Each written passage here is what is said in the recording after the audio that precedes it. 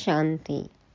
एक बाप की याद से एवर हेल्दी एवर वेल्दी बनने वाले सभी संतुष्ट मणियों को सतगुरुवार की गॉडली मॉर्निंग। हीरे जैसा मिला है जीवन, मोती जैसा मन। है सबका जीवन हीरे जैसा, बेदाग, चमकदार, आकर्षक, वैल्यूएबल। जीवन में रहते मुक्त अवस्था का अनुभव होता है। स्वयं को स्वर्ग में अनुभव करते हैं। भगवान से होने वाली प्राप्तियों का अनुभव है। ऐसा लगता है कि भगवान को पा लिया। बन गए हम विशाल बुद्धि, सब शिकायतें अर्जियां खत्म हो गई। योग में शक्ति का अनुभव होता है। इन सभी प्रश्नों का उत्तर हाँ में है। यदि है तो बहुत बहुत बधाई, और कुछ कमी है तो बहुत ही ध्यान से सुनेंगे आज की सत्वाणी और तीव्र पुरुषार्थ करेंगे अपना जीवन हीरे जैसे बनाने के लिए। मीठे बच्चे, अभी घोर अंधियारा, भयानक रात पूरी हो रही है। तुम्हें दिन में चलना है। यह ब्रह्मा के बेहद दिन और रात की ही कहानी है। ब्रह्मा का बेहद का दिन और बेहद की रात की कहानी है। बाबा कहते हैं कि भयानक रात पूरी हो रही है, अब दिन में चलना है। अभी तक क्या था? घोर अंधियारा, और अब होने वाला है सोझरा। प्रकाश माना अज्ञान से ज्ञान में हम आ गए हैं। भक्ति मार्ग से निकल ज्ञान मार्ग में आ गए हैं। तो ब्रह्मा के बेहद दिन और रात की ये कहानी है। प्रश्न है आज का, सेकंड में जीवन मुक्ति प्राप्त करने व हीरे तुल्य जीवन बनाने का आधार क्या है? उत्तर में बाबा कहते सच्ची गीता, जो श्रीमद् भगवानुवाच है। श्री माना श्रेष्ठ, मत है जिसमें भगवान के मुख से कही हुई है। भगवान ब्रह्मा मुख का आधार लेते हैं और सच्ची गीता सुनाते हैं। तो सच्ची गीता जो श्रीमद् भगवानुवाच है, बाप तुम्हें सम्मुख जो डायरेक्शन दे रहे हैं, यह सच्ची गीता है, जिससे तुम्हें सेकंड में जीवन मुक्ति पद की प्राप्ति होती है। तुम हीरे तुल्य बनते हो। दूसरा प्रश्न है, स्वर्ग के घनेरे सुख किस पुरुषार्थ के आधार से मिलते हैं? उत्तर में बाबा कहते रोज की पढ़ाई और योग से। स्वर्ग के घनेरे सुख कैसे मिलेंगे हमें? रोज की पढ़ाई और योग से स्वर्ग के घनेरे सुख मिल जाएंगे। इसलिए पढ़ाई में कभी थकना नहीं। बाप टीचर बनकर पढ़ा रहे हैं तो तुम अच्छे मार्क्स से पास होने का पुरुषार्थ करो। इसमें आशीर्वाद व कृपा की बात नहीं है। बाबा रोज रोज कहते हैं कि अपने आप पढ़ना है। मैं आया और पढ़ा रहा हूँ, ये है कृपा आशीर्वाद। अब आप ऊपर खुद ही रहम करो, खुद ही कृपा करो, अच्छी रीति पढ़ो और स्वर्ग में ऊंच पद पाओ और सुख घनेरे मिल जाएंगे। गीत बजा।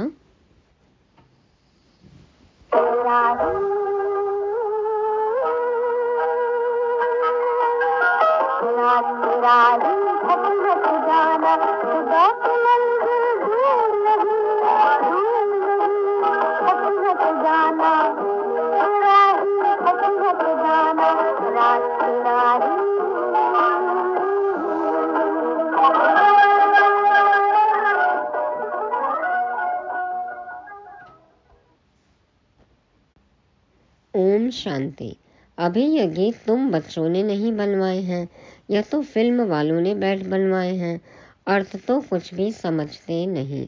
हर एक बात का यथार्थ अर्थ न जानने से अनर्थ हो जाता है। गाते हैं, समझते कुछ भी नहीं है। कौन सी रात है, क्या थकान है, कैसे थकान मिटेगी, कहाँ जाना है, मंजिल कौन सी है, तो गीत बनाने वालों को बाबा कहते हैं कुछ भी नहीं पता है, गाते हैं, समझते कुछ भी नहीं है। अब तुम बच्चों को श्रीमत मिली हुई है, किसकी? भगवान की। भगवान को ही भक्त नहीं जानते तो उन भक्तों की सद्गति कैसे हो सकती है? भक्तों का रक्षक है भगवान, रक्षा मांगते हैं, जरूर कोई दुख है, हमारी रक्षा करो।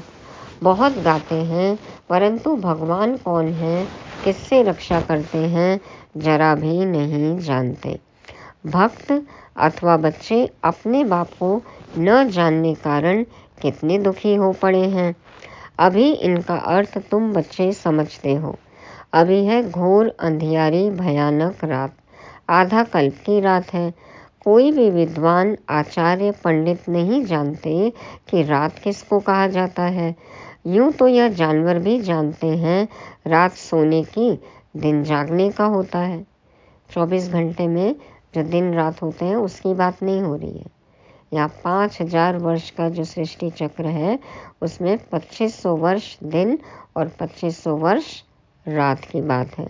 बेहद का दिन, बेहद की रात। तो बाबा कहते हैं चिड़ियाएं भी रात को सो जाती हैं, सुबह होते ही उड़ने लगती हैं।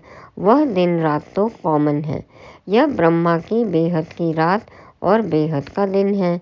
बेहद का दिन सतयुग त्रेता और रात द्वापर कलयुग। आधा आधा चाहिए ना। दिन की आयु भी 2500 वर्ष है। इस दिन रात को तो कोई जानता ही नहीं है। ये रात दिन का किसी को पता नहीं है। अभी तुम बच्चे जानते हो कि रात पूरी होती है, अर्थात 84 जन्म पूरे होते हैं अथवा ड्रामा का चक्र पूरा होता है, फिर दिन शुरू होता है। रात को दिन और दिन को रात बनाने वाला कौन है, यह भी कोई नहीं जानते। भगवान को ही नहीं जानते तो यह सब बातें कैसे जान सकते। मनुष्य पूजा करते हैं परंतु समझते नहीं कि यह कौन है जिसकी हम पूजा करते हैं। बाप बैठ समझाते हैं। पहली मुख्य बात है गीता को खंडन करने की। कहते हैं श्रीमद् भगवद गीता, गीता का पति है भगवान, न कि कोई मनुष्य। ब्रह्मा विष्णु शंकर को देवता कहा जाता है और सतयुग के मनुष्यों को देवताई गुणों वाला कहा जाता है। दैवी धर्म वाले श्रेष्ठाचार्यों को देवताई गुणों वाले कहते हैं। भारत के मनुष्य श्रेष्ठाचारी थे, वही फिर आसुरी गुण वाले बन पड़े हैं। आसुरी अवगुण हो गए ना। मुख्य धर्मशास्त्र 4 हैं और कोई धर्मशास्त्र है नहीं। अगर है तो भी बहुत छोटे छोटे मठ स्थापन किए हैं, जैसे सन्यासियों का मठ, बौद्धियों का मठ।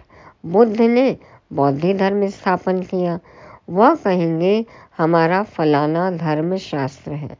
अब भारतवासियों का धर्मशास्त्र है एक, सतयुगी देवी देवता धर्म का शास्त्र है एक, उनको श्रीमद् भगवद गीता कहा जाता है।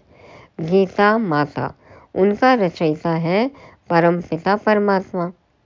श्री कृष्ण की आत्मा जब 84 जन्म पूरे करती है तब फिर गीता के भगवान ज्ञान सागर परम पिता परमात्मा से सहज राजयोग और ज्ञान सीख ऊंच पद पाती है।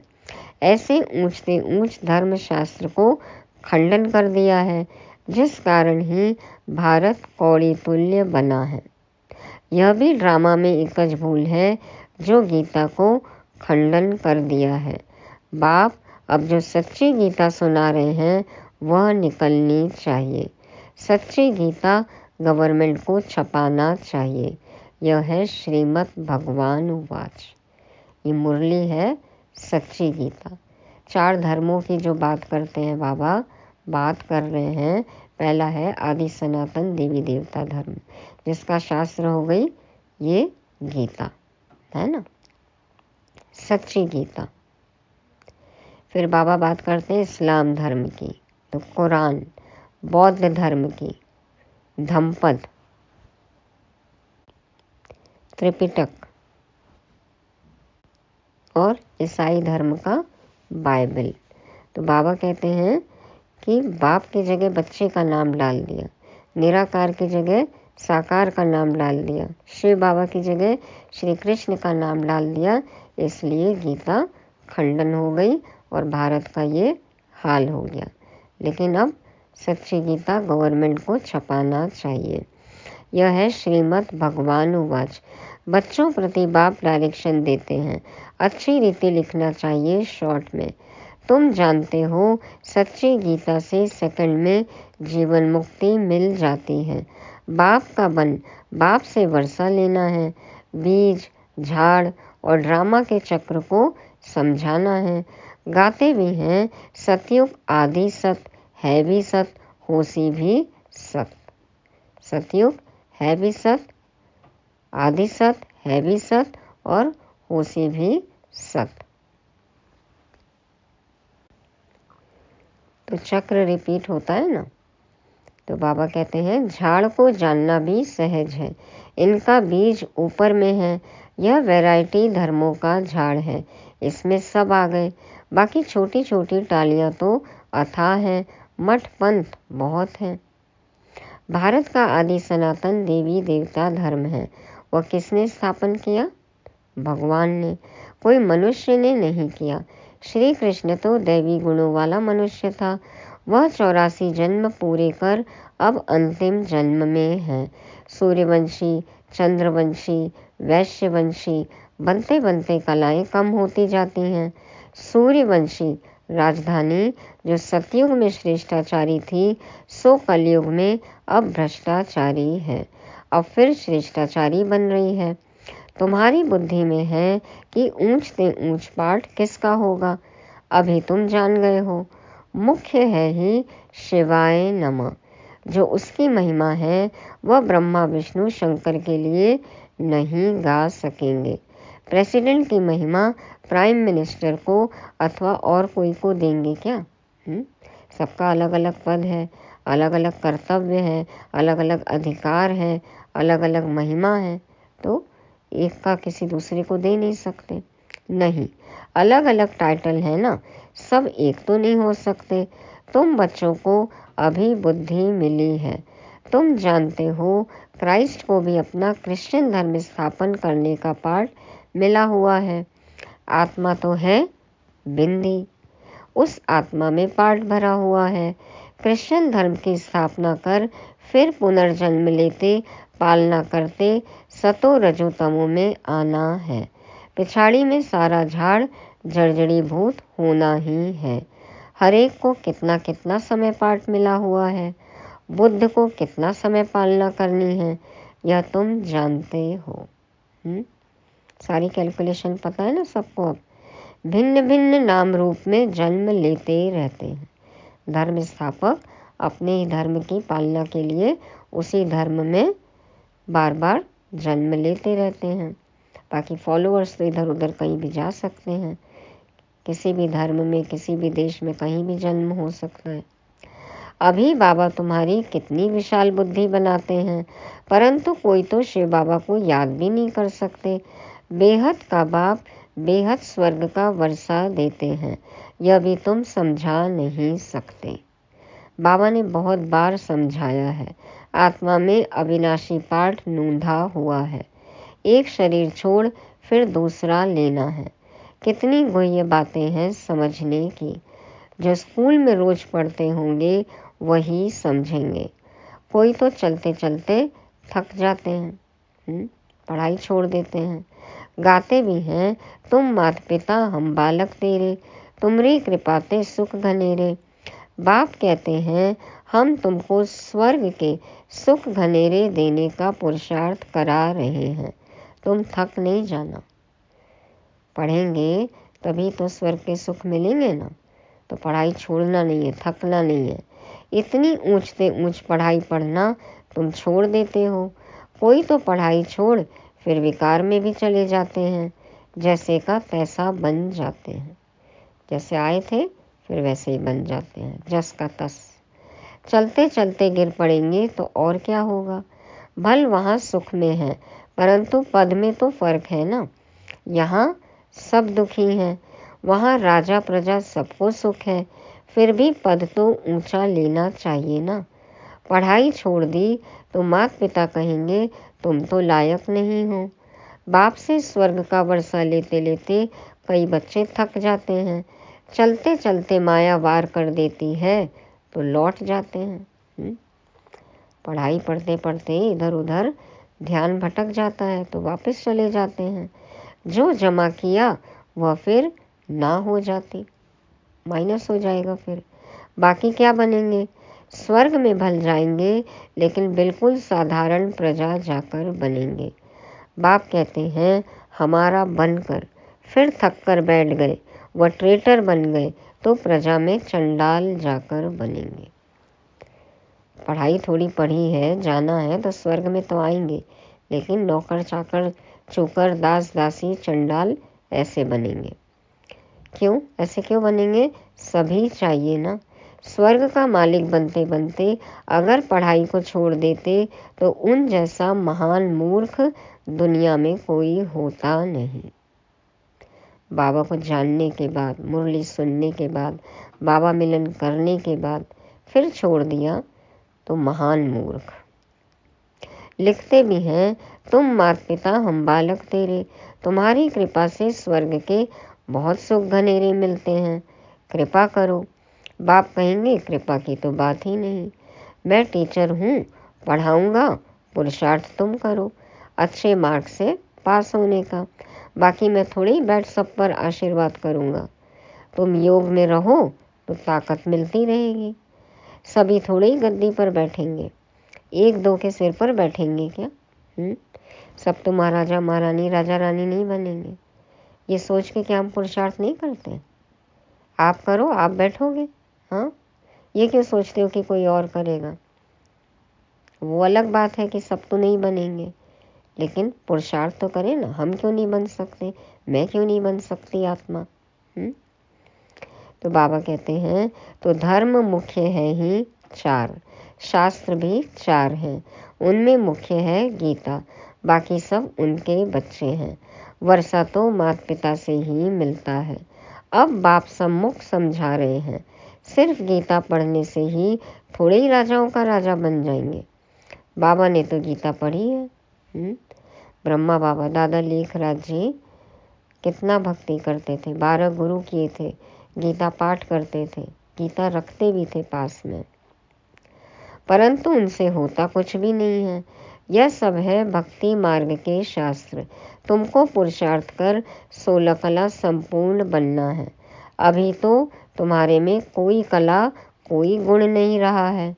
गाते भी हैं मुझ निर्गुणहारे में कोई गुण नहीं, आपे ही तरस परोई, मतलब आप ही तरस करिए, हम में तो कोई गुण है नहीं। हमको फिर 16 कला संपूर्ण बनाओ, जो हम थे फिर बनाओ। अब तुम जानते हो बाप सम्मुख आकर समझा रहे हैं। एक निर्गुण संस्था भी बना दी है। निर्गुण निराकार का अर्थ भी नहीं जानते हैं। बाबा तो देखो गुणों का सागर है, निराकार है लेकिन गुणों का सागर है। उन्होंने तो निर्गुण संस्था बना दी, निर्गुण निराकार कह दिया, जानते कुछ भी नहीं है। शिव का तो आकार भी है, बिंदी है ना, तो वो आकार है, लेकिन साकार शरीर नहीं है। जिसका नाम है तो जरूर चीज भी है ना। आत्मा इतनी सूक्ष्म है, उनका भी नाम है। ब्रह्म महतत्व जहाँ आत्माएं निवास करती हैं वह भी नाम है ना। नाम रूप से न्यारी तो कोई चीज होती नहीं। कोई चीज है तो उसका कुछ तो नाम होगा ना, कुछ तो रूप होगा ना। भगवान को कहते नाम रूप से न्यारा, फिर उनको सर्वव्यापी कह देते। यह कितनी बड़ी भूल है। मनुष्य जब इन बातों को समझे तब तो निश्चय करे, बाबा हमने आपको जाना है, कल्प कल्प आपसे राज्य भाग्य लेते आए हैं, ऐसा निश्चय हो तब पढ़ सकते हैं। राज्य भाग्य तो मिलेगा ही, वो तो गारंटी है।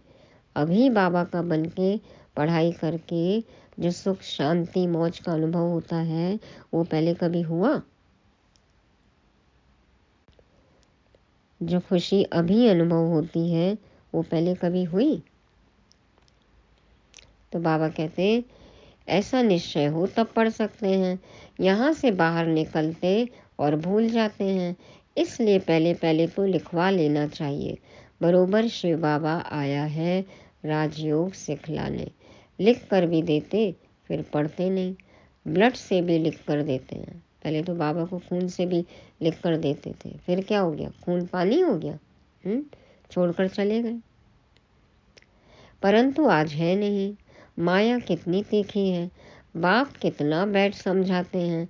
तुम्हारी विहंग मार्ग की सर्विस तब होगी जब ऐसे ऐसे पत्र लिखेंगे। तुम्हारी शक्ति सेना में भी नंबरवार हैं। सबके अनुभव लिखे हुए दिखा के भी तो सेवा हो सकती है ना। कोई आते हैं तो एक दूसरे का अनुभव पढ़ते हैं, देखते हैं, मैगजीन्स में पढ़ते हैं, तो देखो सेवा बढ़ती है, लोगों को टचिंग होती है। तो बाबा कहते हैं तुम्हारी शक्ति सेना में भी नंबरवार हैं। कोई चीफ कमांडर है, कोई कैप्टन है, कोई मेजर्स हैं, कोई सिपाहियों के साथ बोझा उठाने वाले भी हैं। सारी सेना है। बाबा तो पुरुषार्थ कराएंगे ना। हर एक के पुरुषार्थ करने से समझ में आता है यह राजा रानी बनेंगे, वह अच्छी साहूकार प्रजा में जाएंगे, यह साधारण प्रजा में जाएंगे, यह दास दासी बनेंगे। यह तो बिल्कुल सहज है समझने का। तो पहली मुख्य बात को उठाना है। बाबा कितनी ललकार करते हैं महारथियों को। तो विहंग मार्ग की सेवा के लिए विचार चलने चाहिए।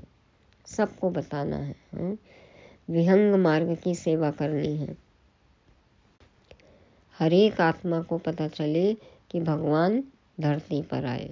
कोई भी उलाहना न दे कि आपको पता चला और आपने हमें बताया नहीं। तो बाबा कहते हैं इससे नए नए विचार चलाओ,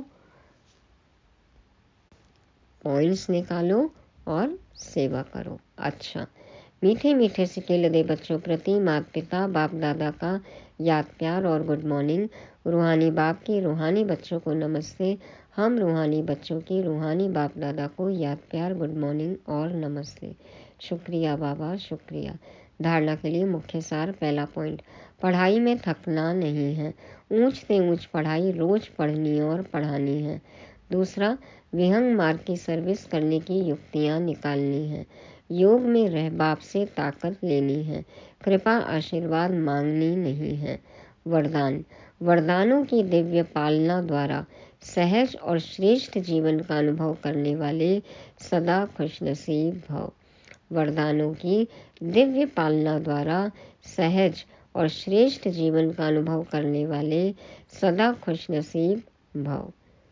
बाप दादा समझाते हैं, बाप दादा संगम युग पर सभी बच्चों की 3 संबंधों से पालना करते हैं। बाप के संबंध से वर्षे की स्मृति द्वारा पालना, शिक्षक के संबंध से पढ़ाई की पालना और सतगुरु के संबंध से वरदानों की अनुभूति की पालना एक ही समय पर सबको मिल रही है। इसी दिव्य पालना द्वारा सहज और श्रेष्ठ जीवन का अनुभव करते रहो। मेहनत और मुश्किल शब्द भी समाप्त हो जाए तब कहेंगे खुश नसीब। BTS, बाप टीचर सतगुरु। क्या मिल रहा है? वर्षा, पढ़ाई, समझ, हाँ, और वरदान मिल रहे हैं। जीवन मुक्ति का वरदान। ऐसी दिव्य पालना में हम पल रहे हैं। अभी भी कुछ मुश्किल है, अभी भी मेहनत लगती है। तो जितनी बाबा से मोहब्बत बढ़ाएंगे, मुश्किल मेहनत शब्द खत्म हो जाएगा। ऐसा खुशनसीब हमें बनना है। स्लोगन है, बाप के साथ साथ सर्व आत्माओं के स्नेही बनना ही सच्ची सद्भावना है। बाप के साथ साथ सर्व आत्माओं के स्नेही बनना ही सच्ची सद्भावना है। बाबा का स्नेह तो हमसे है ही, हमें बाबा से तो स्नेह है ही, लेकिन बाबा के सब बच्चों से स्नेह है। सबके प्रति शुभकामना, शुभ भावना, सद्भावना होना चाहिए। तो ये थी आज की मुरली। रिवाइज करने के लिए आज सबसे पहला पॉइंट है सच्ची गीता। सच्ची गीता से ही हमारा जीवन हीरे तुल्य बनेगा। माना श्रीमत, मुरली, और मुरली में है जादू खुदाई। दूसरा पॉइंट है स्वर्ग के घनेरे सुख पढ़ाई और योग से मिलेंगे। तो फिर वही बात है, मुरली पे मनन चिंतन मंथन करना है, बाबा से सदा योग युक्त रहना है, पढ़ाई में थकना नहीं है। तीसरा पॉइंट सेवा के लिए विहंग मार्ग की सेवा करनी है, नई नई युक्तियां निकालनी है। चौथा पॉइंट मेहनत और मुश्किल शब्द अब खत्म होना चाहिए, ऐसा खुशनसीब हमें बनना है। और पांचवा सबके प्रति सच्ची सद्भावना हो, सबसे स्नेह हो, बाप से तो है ही परिवार से भी हो। ओम शांति।